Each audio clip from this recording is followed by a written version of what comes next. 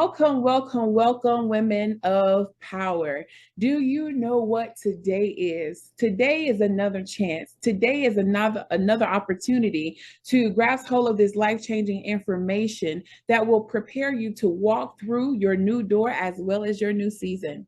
I want you to take a moment and I want you to get rid of any type of distraction that can potentially hinder you from receiving this information today.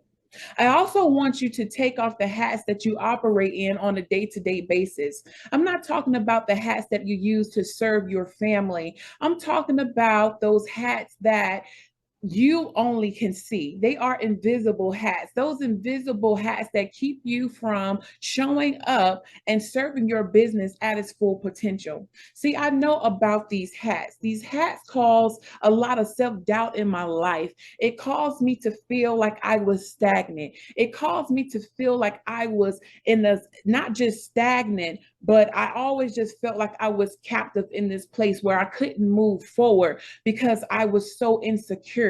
I began to just look at my circumstances. And when I saw my circumstances, I would emotionally speak. So I could only think about the things that I didn't have versus the thing that God has given me.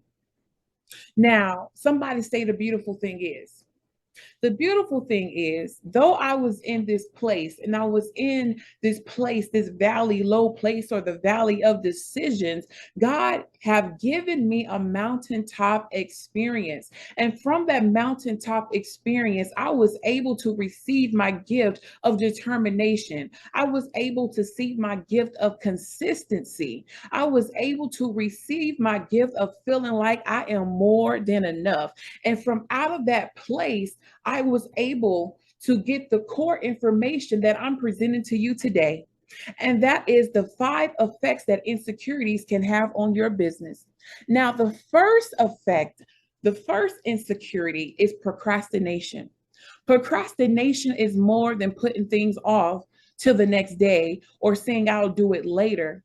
Procrastination is often linked to fear or the fear of failure. So here you have procrastination on one side, you have the fear of failure on the other side, and right in the middle, that's when depression sets in.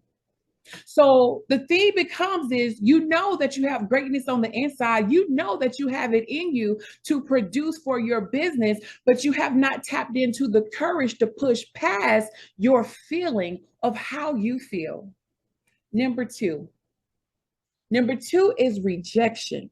Now, what I found to be true is when a person feel rejected, 9 out of 10, they have shared their vision, their idea, or their product they want to create with the wrong person.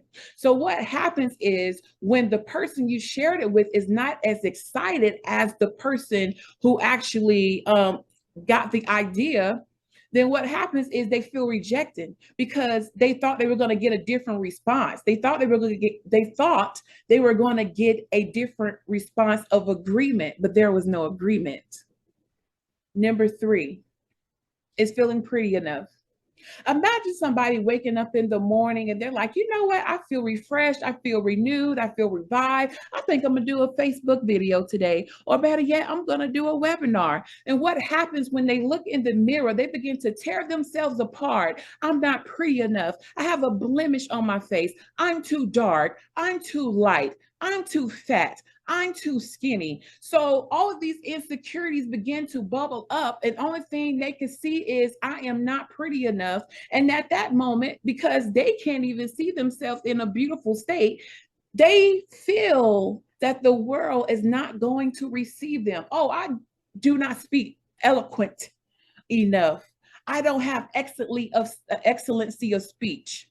As you can see, I don't have excellency of speech, but that is not going to stop me from pushing forward. And you should not allow that to stop you either. 4 and 5. Now, I purposely linked 4 and 5 together. Number 4 is I don't have enough money. And number 5 is basically comparing your business to the next person's business, another person's success. Now, I'll use me as an example. Now, starting out in business, humble beginnings, I begin to research it to see what's out there. And what happens is I begin to look at establishments that have been established for 10 and 15 years. And I begin to say, this is what I don't have. I don't have that pretty logo. I don't have that pretty website. I don't have a signature email. Oh my goodness. But here's the thing.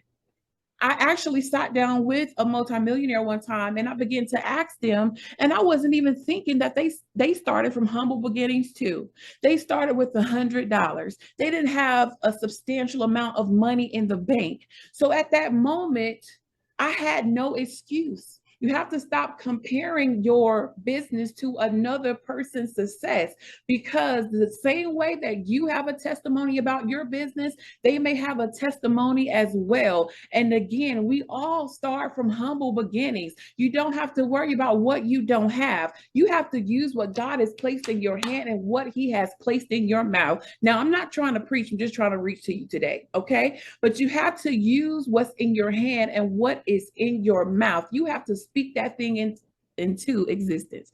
Now, somebody say the beautiful thing is, that you have the power to overcome it. You have the power to defeat what is trying to defeat you.